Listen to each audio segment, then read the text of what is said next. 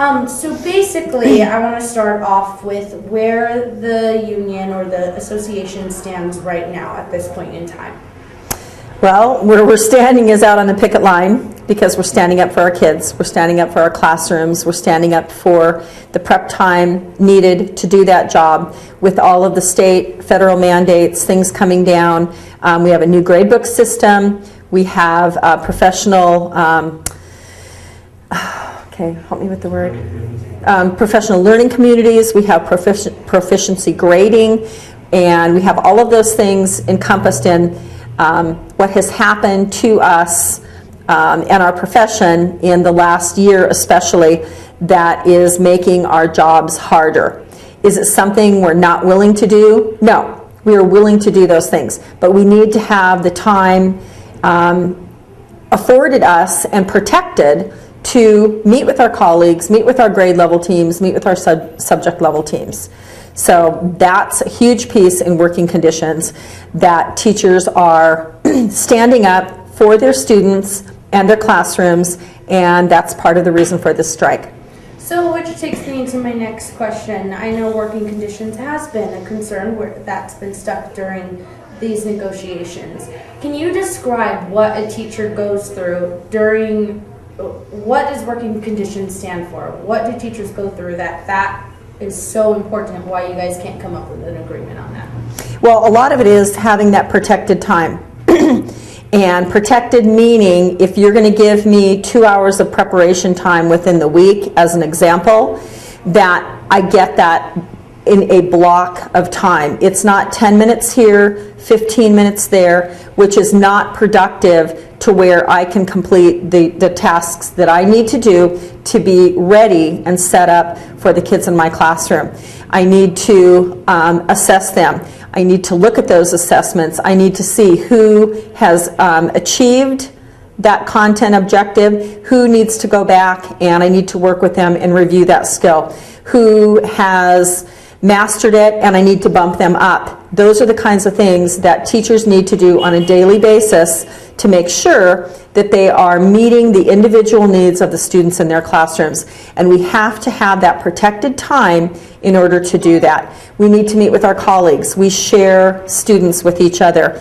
And so they may be my homeroom student, but they go to another teacher for reading or for math. And we need the time to meet with them so that we can collaborate and decide, does this group work well for them, or do they need to be moved to another group? So it's all of the things that come in preparing for our kids coming to us during the day. So what is when it comes to the actual negotiations and the new contract, what is the issue there about those working conditions? Okay, part of it is it's not protected time. Part of it is that they want to have the ability for our secondary teachers to add more subjects to them. It may be that they're teaching the same subject, but they're going to give them one more class of that. Or it may be that they're going to give them another subject to teach. And so the amount of preps that they do within their school day, or periods that they do within their school day, there isn't a limit to them. So the district can keep adding on to those. And again, when that happens, you then have to have more preparation time to do that. And at some point, there's not going to be enough time in the day to be with students and then have the preparation time to be prepared to then have your students in class with you. The special ed inequity, that's also in our working conditions, where one special education teacher, resource room teacher, may have 17, 18, 20 on their case load that they're responsible for. And another one may have 50 to 60. And so there's just things in there that are not equitable, that are not fair to teachers, again, going back to where we can do the very best job with the students we teach in our classrooms. So when you say protected time, is that, okay, if they give you, let's say, 2 hours, but then they add on another subject, that means you need more prep time because you have an extra subject? Yes, and that it's protected. Again, it's not broken into small chunks that are unusable. And the protected piece of it being that it can't be eaten up by other things. If I have my 40-minute prep within a day, that I don't have my principal calling me to meetings for other things. Parents trump all of that. If a parent calls and says, the only time I can meet with you is during this time in the day, and that is my preparation time, it is my professional responsibility to do the very best I can to try and meet the needs to meet with that parent. And so there are certain exceptions, but to have a blanket, no protection at all within our contract for us to be able to do our jobs is not fair to teachers, and it's not treating us as professionals, and we are professionals. So basically, is that when it comes down to the whole protection, is that where the language plays in? 'Cause I know That's a piece of it, yes. Again, the special education part is, for our SPED teachers, is a part of it. It is the district having the ability to add more classes, more subjects, not having a cap on how many students a secondary teacher can have. There are just things that, at what point, when you keep giving me more and more and more students, at what point am I going to be ineffective with them? Because I have so many, I'm not even sure who they are. I just have this mass of students come into my room, and I have no personal connection with them. And so those are the things that we want protected in that working conditions language. Which leads me into the next topic. Now, I know the district has argued about salary, that they want that extra money to hire more teachers to prevent the overwhelming number of students. What is the issue in your perspective about the salary topic? There is probably not a district in the state of Oregon that has enough money in their budgets to make a difference, to hire enough teachers that would truly make a difference and lower our class sizes. What they have is enough to buy some teachers, and then again, there's no protections around, okay, if the district buys 10 new teachers to lessen our class sizes, there is no guarantee that at the end of that year, they're going to keep that teacher on. So there's no protections for us. So we may get a Band-Aid for a short amount of time and have less kids, but then at the end of that year, the district could say, oh, we can't do that again next year. And again, there is not enough money in the budget. They need to have put their money toward a good foundation, which is what they have now. And then it is a statewide problem, and there is the possibility of an initiative coming up for the state of Oregon for an entire statewide class size reduction, and let that become something that is fixed within the state. And so we think that the amount of money that they have, they should spend on the foundation they now have before they start looking at the additions that they want to add on. We need that good, solid foundation, and that's the teachers we have working in this district now. What is the budget that they have? Do you know? Do you have the number right off the top of my head? I believe they were given about $101 million in the first part of this biennium, which is usually the first year in the biennium. They get 49% of what the state has given them. The second year of the biennium, they get 51%. So the exact number, I do not know, but I know that it was significant and that it was more than they have gotten in years past.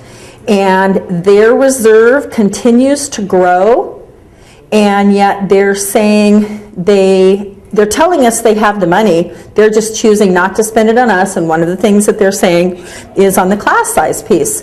And again, they don't have enough money to truly fix that. It's a Band-Aid, and it's something that they can say to the public, well, we hired more teachers, but there's no guarantee they're going to keep those teachers on. And that's not going to help us. Okay, so now moving into insurance and retirement, where are we stuck on that? The insurance piece, we're not. In our one-year proposal, we agreed to that piece. In the second year, what the association has offered is equivalent to what the district offered. So that is not, that's a non-issue. For the retirement piece, the district is pushing us off a cliff. They are stopping something that teachers, some of them 30 plus years, have been in this district. Some less than that, 20 years, 10 years.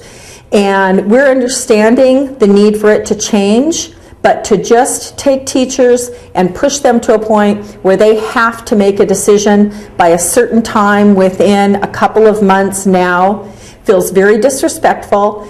And we need the teachers to be able to make that decision and to go into retirement with some dignity, and that is not what they're doing. We understand their need. We have given them a way to phase it out, and that is still unacceptable to them. So what is the offer right now? Just so. Again, I'm not, because I was not at the table at the last one, I am not comfortable. I'm not comfortable giving you that information because I do not want to give inaccurate information. And I respect that. So the overall concern about retirement is that not giving enough time. That they're just trying to basically push it on you guys now instead of phasing. Right. It was sunsetted in our 2000, I believe it was the 2006, 2008 contract. We said, okay, we're done. We understand. Anyone hired now from this point on no longer has that benefit. And then we actually gave up the following year, we gave up 2 more years of that insurance retirement benefit. And so now, again, we understand their need to do that, but we need them to work with us and allow the teachers who many have spent their entire careers here with the children in this community and who are now married and have their own kids who are coming back into our system. They need to honor those folks, that they have stayed here, they have spent their careers here, and have given many, many, many years of dedicated service, and to not push them off a cliff. And that's what it's feeling like. They're being forced into making a decision, and also forced to, okay, I'm going to now need to, in the next couple of years, put all this money aside that I thought I had in order to retire. And there's not a way to do that. So they need to work with us on that piece. Okay. And then as for the length of the contract, are you still disputing over that? Well, we have given them that 1-year opportunity to stop this strike. That could still happen. They could stop this from happening. We could be back in our classrooms with our students as early as Tuesday. And if they want their 3-year contract, they need to make year 1 and year 2 that solid foundation that we need to build on. Again, anyone that you would talk to about doing a remodel on their house, if someone comes in and says, wow, your foundation needs some shoring up, it needs this, it needs that, you certainly are not going to put a brand new floor on the top of your house when the whole thing is going to crumble. We need that foundation solidified. We need it shored up. We need it strong. And then they can start doing the other things. So we are not willing to talk about a 3-year contract when they cannot even come to an agreement with us about year 1 and year 2. So Phil Long has said that movement has been made. Would you agree with that? I'm not sure. I'm really not sure what table he's sitting at. If he's moving the money around, playing a shell game, all of the same amount is there, but just moving it from place to place under one shell to the next is not movement. And when we are hearing that they are not willing to accept our conditions, our issues around our working conditions, retirement, all of those things, and just saying no, no, no, and moving things around on the table, rearranging the chairs on your deck is not changing things. And that's what we're hoping can happen tomorrow when we meet with the district. And this is a tough question for me to ask because I'm pretty neutral on this whole thing, but the district was concerned because they apparently didn't get a response from the association for 12 hours. That is untrue. We have documented minute by minute exactly when we did a proposal, when we gave it to them, when they came back with an answer or a rejection. We have that documentation. So I'm not exactly sure where that inaccuracy came from Dr. Long. So from your perspective, how did negotiations go the night before the strike? It was a lot of work, a lot of laborious activity went into it with no gains at all. Okay, and so because he said that, I guess they didn't get a response until 3 in the morning. Before that, what was going on in between that time? Actually, we gave them a proposal at 2:50 a.m. They came back to us at 6:05 a.m. with a rejection. So that was over 3 hours that our team waited after giving them a proposal for them to come back with a reject. And again, this is another tough question for me to ask. There was some concern because I guess they were saying the president of the association had left early, and parents are concerned about that. Do you have any comment about that? That I left early? Mm-hmm. My team wanted me to go home and get a good night's sleep so that I could be for our members, because that's my job. I was elected by them, and my team wanted me to be there for them, to greet them on the picket line and let them know that our team, because by the time I came back, our team was still upstairs with the district, so I was back before 6 o'clock. And I was there to let them know that we're still fighting hard for them and for a contract and for the kids in our classrooms and in our community. So if they're thinking that I left for any other reason than that, they're incorrect, and I did it for our members. Okay, and I think that's what parents needed to hear, because I know that was circulating around, and I haven't heard that one. Yeah, and I wanted to. So that's a new rumor for me. So, and then also, overall message about this entire thing before we move on to OEA and MEA. So your overall message about negotiations and. We want this done. Our teachers want to be back in their classrooms with their kids. I can sit here now and I can go through my classroom and I can think of every single one of my students, and I know if I were to ask them, do you want me back? Do you want your teachers back in their classrooms? They would all say, yes, we want you back. Get back here. And that's why we're doing this. We're doing this so that we can continue. The district, who has said they want to be the destination district, if that's going to happen, they need to pay a salary that will attract teachers, outstanding teachers like the ones we have now, that those teachers who come here will want to stay here. They'll want to do their entire career here. They will want to have families. They will want to purchase homes in our communities. They will want to be a part of this community, because that's what's going to make us strong. And the district can do that. They have the power to do that. All right. So now we're going to move on to Oregon Education Association and Medford Education Association. How is the process for this whole strike? What's going on, whether it's financially, preparations, all of that? Well, we, because we are a union, an association, our members pay dues, and part of that dues structure is helping us with this strike. We have National Education Association, which today is now beginning to get involved.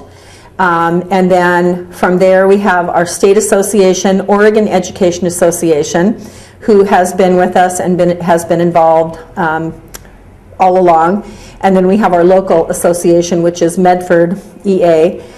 And so part of our dues structure is where this is coming from. The community itself has been overwhelming in their support for us. They have been bringing us coffee, cookies, donuts to us on the picket line. We have other local school district, other local unions and teachers unions giving us support, And we just had a call today from another local. It's not a teachers union, but they're bringing pizza here to us. So we have a lot of other local unions that are supporting us. We had a heating and air conditioning company come today and pass out hot cocoa and coffee to all of our folks. So we are building community support to get this done and get this settled. And they're showing us they're in support of us. Every single person in our community has been touched by a teacher. You don't see your doctor every day. You don't see your attorney every day. You don't see your mechanic every day. But at some point in everyone's life, they saw a teacher every single day. And I think that makes a difference. The district is using taxpayers' money, and they are funding their whole system around this strike with taxpayer dollars. We are not doing that. Our money is coming from our dues structure. And about how much is it costing the, at least, Oregon Education Association and Medford Educators? I don't have the exact numbers on that. We did lease this building, but I'm not exactly sure what that was. Again, we're having to we're using our dues, whereas the district is using taxpayers' money.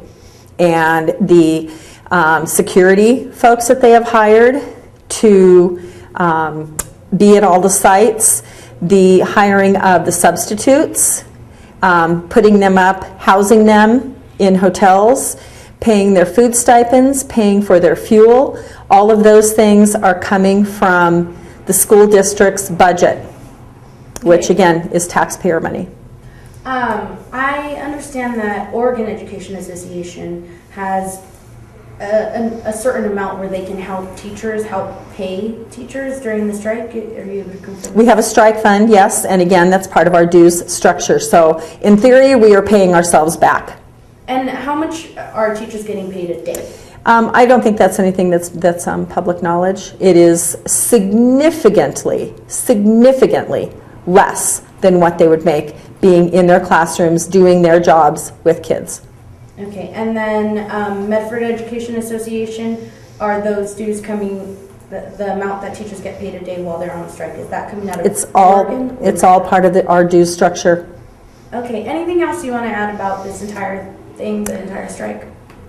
The district keeps talking about that they're doing this for the students in this community. I'll bet there's not one of them who could name a student and tell something about that student. What do they love to do? What are their strengths? What are the places that they need the most help on? What's their favorite book? Where do they like to spend time in the classroom doing their math? Who is their favorite friend? Every single teacher on that line could name at least their whole class this year and give you all of that information. Possibly even last year's kids and somewhere back in the past. They could do that. So for the district to continually say that they're doing this for the students in this community, I want them to be able to stand up and make that point and prove that fact to me that those kids are important to them. Talk to a teacher, we will tell you how important they are to us because we are with them in and out, day in, day out, every single day. And that's why we want to be back in our rooms. And then one last question I forgot to ask earlier. Is the school district paying teachers while they're on strike? Nope. We were given our last paycheck on Wednesday. We turned in all of our keys. All of our personal items had to be taken out of our room. For some teachers who had been in their rooms 35 years, 20 years, whatever, we packed up everything of our personal belongings and had to take them home with us. So no, we are employees of the district, but we are employees on strike. So I was told that, I guess, every day a teacher is on strike, 0.5% of their annual salary. Yes. We are losing 0.5% per day of our salary for every day that we are on strike. So though you're not getting paid during the strike, does that, I'm trying to figure out how that works because I know you just said that you don't get paid while you're on strike. No. But 0.5% of the salary. So when you do come back from strike, let's say, next week, for example. Then we start all over. Whatever was left of our yearly salary, We then but for every day we're out, we lose 0.5%. So if you're a teacher who makes $40,000 a year and we are out for 5 days, 0.5%, that would be 2.5% of that $40,000 is lost, that they will not recoup again. And all teachers understand this going into the strike? Oh yes, yes. We have talked to our members one-on-one for months and months and months so that they would understand where we are in our contract negotiations, that they would have a good solid understanding of that. And we have had our all-member meetings so that they can come and ask questions, so that they can be grounded on what's going on. And so we have not gone into this lightly. This is something that every single teacher had to do some soul searching on. Is this important to them? Is what happens in their classrooms important enough for them to stand up and strike for the students in their classrooms? And it was an overwhelming yes. They were willing to do that, and that's what they're doing now. Okay, and then just to confirm, are you still meeting with the district tomorrow morning? Yes, I'm not exactly sure the time. It has been either 8 or 9 o'clock a.m. Yes, we are back at the table with the district tomorrow. And right now, I know you said the union is going to meet. Our team meets this afternoon, yes, where we will prepare and plan for meeting with the district tomorrow. And are you feeling hopeful at all? I'm not sure about that. I'm really not sure. I've had hope for a really long time, and that hope gets dashed every time we meet with them, because again, I don't think that they're thinking about all of the students in our classrooms. I just don't think, because they don't have that connection, and we have that connection, and it's important to us to get this done. And how's your overall feeling right now? I'm proud of our members. I'm proud of the fact that they have stood up for their students, and that they're out there in the rain and the cold, and their spirits are good and they're high, and they have hope and faith in their bargaining team.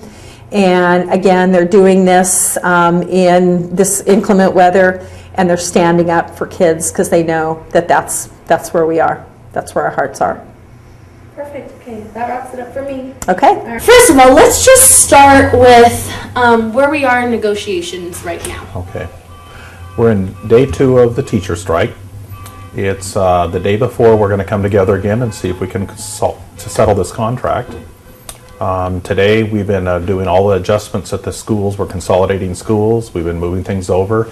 I've had a chance to meet with the staff at each school, touch base with them, and my message to them really is a sort of a philosophical one. I think we want to expect the best, but be prepared for the worst. And the best would be that we could resolve the contract tomorrow, and next Tuesday when children come back, they're back in their own schools with their own teachers. That's the best outcome.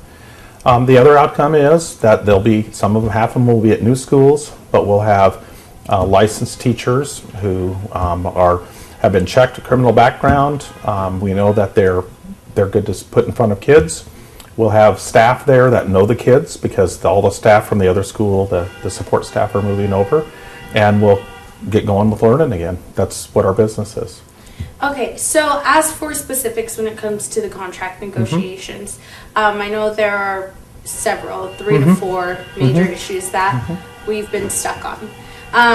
The first, let's start off with the whole. Let's start off with the salary. Okay. Can you explain where we're stuck on the salary? Well, there's 3 big financial pieces that are in play, and they're all related, actually. And the district has communicated in the past that we certainly can be flexible on how we move the pieces around, but we have a limited amount of money in the total picture. So is it more salary and you pay more on insurance? Is it less salary and insurance is more completely covered?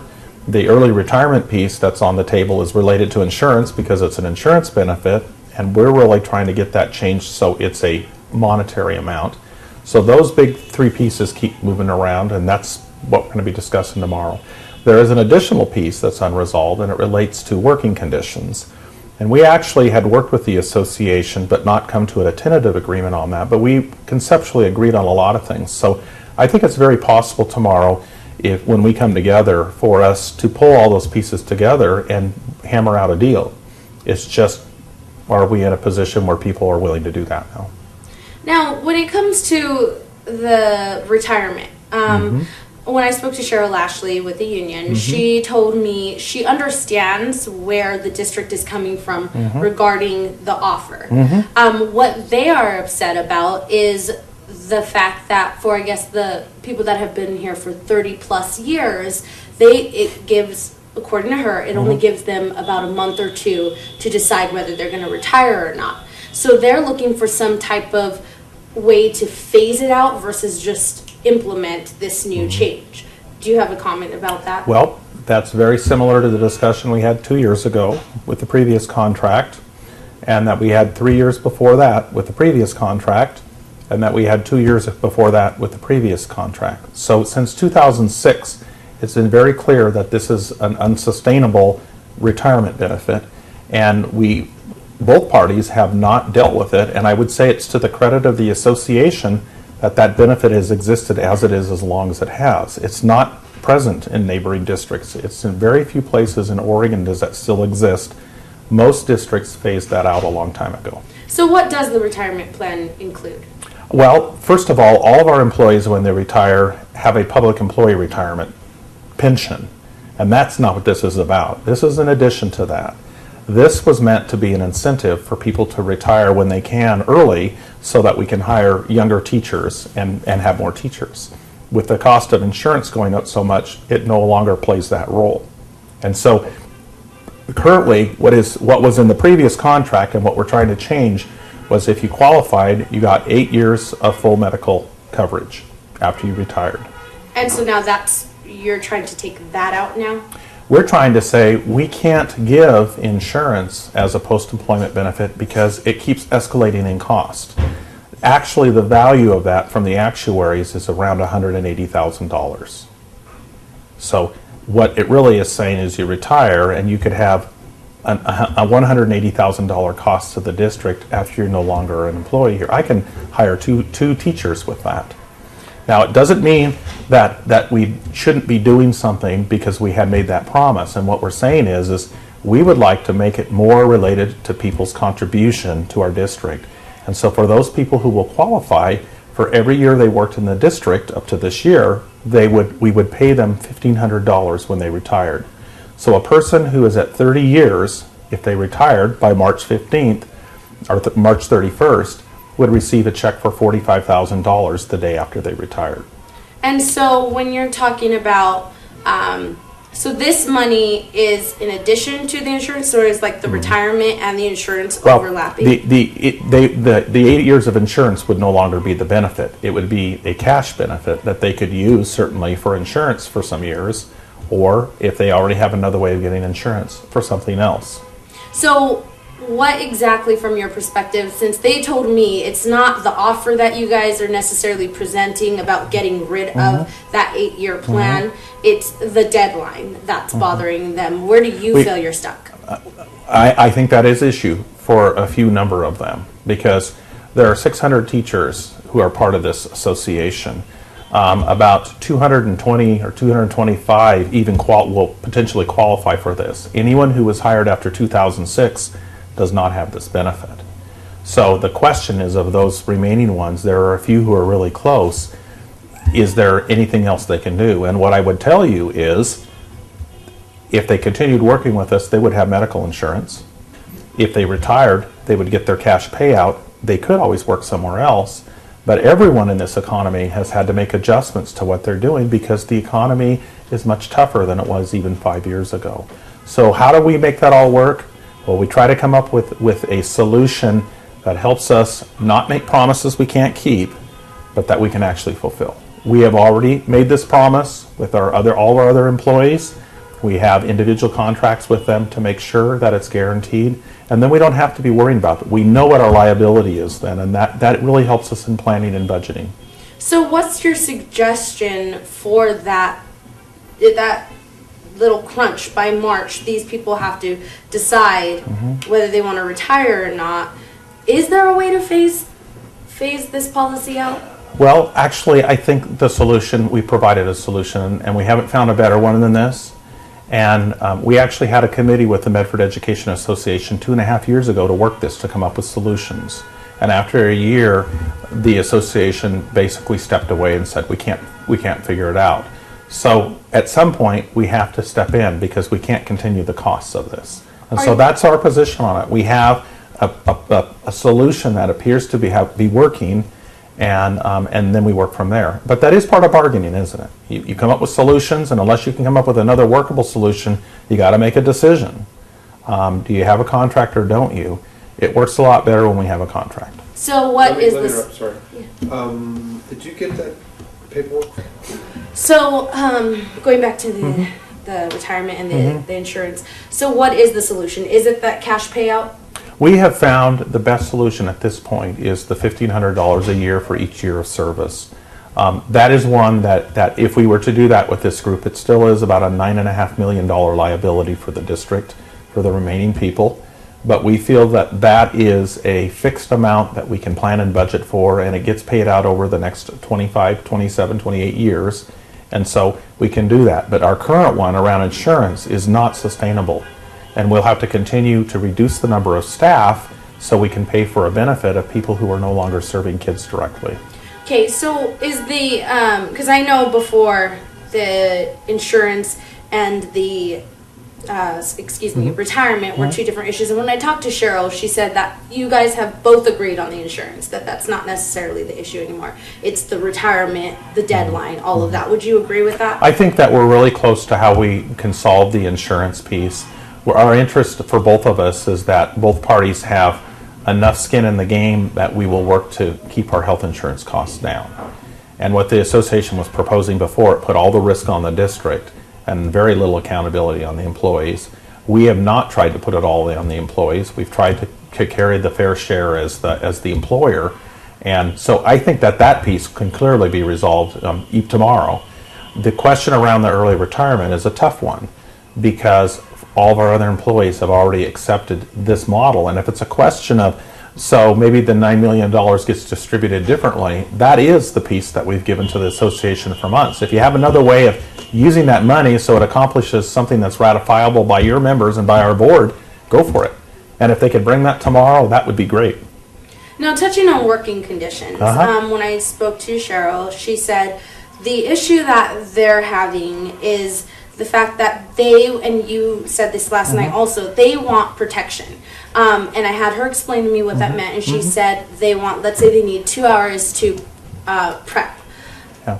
And their protection that they're asking for is that they get 2 hours in basically like a lump sum, not 10 minutes there, 10 minutes here, 10 minutes there. So what is the issue? What are you guys stuck on when it comes to working? I think the issue of prep time relates to elementary schools. Because in the secondary schools, teachers have at least one block every day where they don't have students that they can prepare and do things. But because it's within the instructional day, there aren't as many interruptions. The challenge in our district is that we used to offer actually almost 2 hours a week to elementary teachers for prep time during the day. But the way we did it is we also had media specialists who did lessons, so the kids were getting instruction in media. And they also had library time that was supervised by someone else than the teacher. And they had more music. Right now, the media specialist position went away and our music was reduced. So elementary teachers have just 40 minutes a week of prep time during the school day.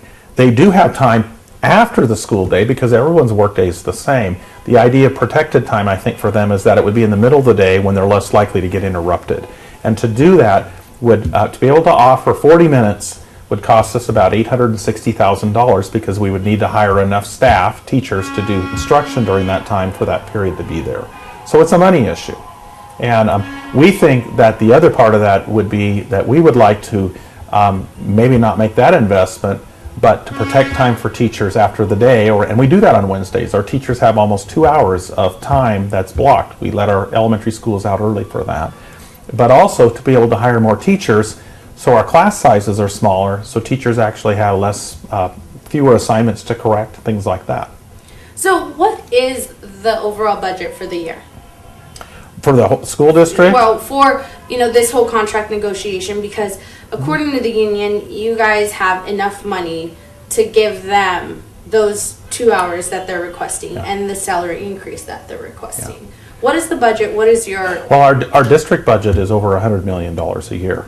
And of that, about 80%, 81% of it goes to pay for people and benefits and all that. And then another portion goes to pay for the 1,250 charter school students we have, because we pay that, we're charged for that by the charter schools.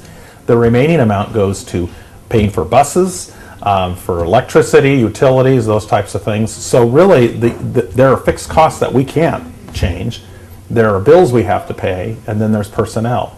And so if you have the remaining going to personnel, you can either have fewer personnel and pay them more, or you can be careful if you have money come in that you hire more personnel and maybe don't give as big of raises. But what we have done in the last two years, after all of our employees had their compensation reduced by about 8%, for teachers, we now have restored the 8 days that were cut as part of that reduction. And that in and of itself is equal to about 4.2% increase on what they were making 2 years ago. In addition to that, we have on the table, and we implemented an additional 1.9% increase that teachers are already receiving this year. And that is, if you look across our economy, that is actually much better than most people in this region have done. So would we like to pay teachers more? Yes, up to a point where it's within market, but we also would like to hire more teachers. And so that's the rub. Do you have fewer people doing more work for higher pay and getting more tired? Or do you have more people earning more money but not as much and not as tired, and kids get served better that way? That's what we're trying to get back to. Now, according to the association, even if we did save the money and didn't give a salary increase, there would only be enough money in the funds to hire about 2 teachers, let's say, and then no guarantee that the next cycle that we'll be able to keep those teachers, that those teachers that just got hired might get fired. Mm-hmm. Do you have a rebuttal? Actually, I appreciate the analysis that there. The bottom line is we have, through the last 9 years, been very thoughtful in how we've hired people, and when money has gotten tight, we've all worked together so that very few people have lost their jobs in the last 9 years in our district. The goal was to keep as many adults working and serving kids. We're at the point now where I think there's an expectation, because the state increased funding to schools, some for the first time in about 6 years, that all should go on salaries. And it should go for supports for students, and certainly about 80% of that is on salaries for all our employees. And yet we need to be making the investments that are going to make a difference for kids, and part of that is hiring more people for specific supports for kids. Now, when we talk about salary, what is on the table right now? What is being offered to teachers? This increase, I'm hearing something about 10 to 12%. Can you explain all these numbers? So let's talk about the 2 big pieces of compensation. There is the salary part, and then there's the benefit part. And on the salary side of it, the district has increased salaries for this year by 10%, and has already said through the contract we talked about in December, we would increase them by 1% in next year and 1% in the next year. So that's a 12% increase. We actually have teachers who have less than 13 years or 15 years experience who automatically get an additional 3.4% increase each year. It's a step for experience. So if you're a 12-year teacher, over the next 3 years, including this year, your salary will have increased 22.2%. We also recognize that on the benefits side, there was a piece that the district paid, the PERS contribution for employees, that we're now asking them to pay. So they're having to pay 6% of their salary towards that. So the raise is not 10% when it's all said and done of what you actually take home. It's probably closer to 4%. But that also included adding back the remaining days we needed to add back. So to be straightforward on all of it, the actual net increase for employees for everyone is 1.9, and then for teachers with 0 to 14 years experience, an additional 3.4. So that's that piece. On the other side, on the insurance, we're looking at trying to halt escalating costs of insurance, and if we can change practices around how we use insurance, then it doesn't impact the employee as much as if we just continue using our insurance like we always have. We just can't afford to pay that escalation on insurance costs. Okay, so you mentioned the 1.9%. Is that a cap or? No, it's, in a contract, when you say, that would be a COLA, a cost of living adjustment. And because we have insurance outside of that and we're negotiating it, many times people will include in the COLA things like the cost of increases of insurance. But essentially, we froze what teachers are paying this year and next year on insurance as far as their contribution, and the district has been bearing the additional risk there. In the third year, then they would bear more of the responsibility if costs have gone up. That's not unusual. Actually, we have an unusual in medical insurance program or health insurance because it is so generous. So it's that third year that's getting in the way, would you say that? I would say that's one of the challenges of the third year, but in reality, people can kind of plan for that. And what we've done in the past with our health insurance, we have a committee of all of our employees who make recommendations on things we might change. And when we've seen costs go up, we have talked about, so what are benefits, how do we change that benefit? And what do employees need to have as a basic health insurance? And maybe what are some other things that are costly we shouldn't include? Or, in this last time, we even said, what are some additional preventative things we can make sure happen at no cost to the employee, because those actually keep people from developing health issues that are more costly. So, overall. Overall. Overall. Yeah. What would you say the biggest issue is? Why are we stuck on these? Well, now it's sounding like the insurance thing is pretty much agreement. Cheryl Lashley said they understand where you guys are coming from when it came to insurance. So it sounds like term, the length of the contract, and we say that we can make promises and sustain them over 3 years a lot more easily than just what we're doing right now for 1 year, because we have to start bargaining again. We think we can give them some assurances that gives hope that we can also then add some staff if funding goes up, and that will help everyone, and that will help our special ed teachers with higher caseloads if we can have more staffing there. And that gives our community hope that our district is going to continue to grow stronger because of the wise financial management that we've done with our resources. Now, when I spoke to the association, they said that the budget comes out every 2 years. Is this true? The state does its budget on a 2-year cycle. The district does a budget every year. And every year, by law, we must propose a budget, unlike the federal government, that is balanced. And so whatever money we have to account for, and we can't spend more money than we have. Okay, so now their argument is, why would we sign a 3-year contract versus a 2-year contract if the state budget comes out every 2 years? If we can't predict what the budget will be in that third year. So there's been some question about why 2 years and why 3 years and not 2. I'll start over on that one. There's been some question about why 3 years and not 2. Actually, we have been working with legislators to determine what may happen in the next biennium, and the signal we're getting is there is going to be a slight increase in funding for K-12 education in the third year. We recognize that our teachers would like some hope. That is why we're willing to put more money in that third year, because we believe there will be funding there for that. So it really is, the risk is on the district for that. But we think that provides some stability, and to be quite honest, this whole strike thing is really hard on a community. It would be kind of nice if we all could have a couple years where we're not bargaining, but we're actually just focused on kids.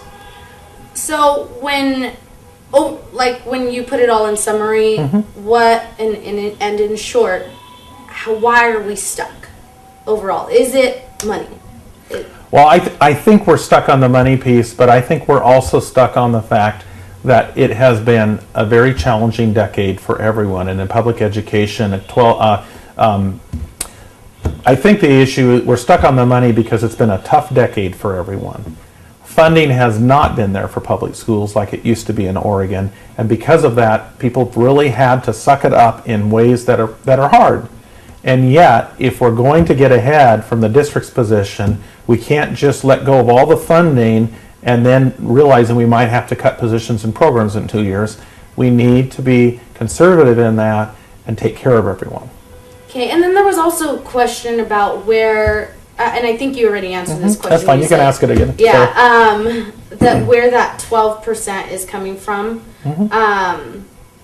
Can you just re-explain that? So the funding for the salary increases comes from the increased funding that we got this year. And when we were meeting with the association in April and May and June of last year, we shared all the financial information. We showed them how we had worked with our other employees and what changes they made in insurance and early retirement, and what the result was on salary increases so they could see. And we said, and this is the amount that we see is the portion that is fair and equitable for the MEA. And yet there were some assertions that there's more money than that. And so the struggle since then has been around, so what is the other money for? Well, it's to pay our charter schools for one. That was one piece they hadn't considered. And it was also to invest in specific positions for interventions for kids, which, by the way, is people, and in fact, a portion of those people are teachers.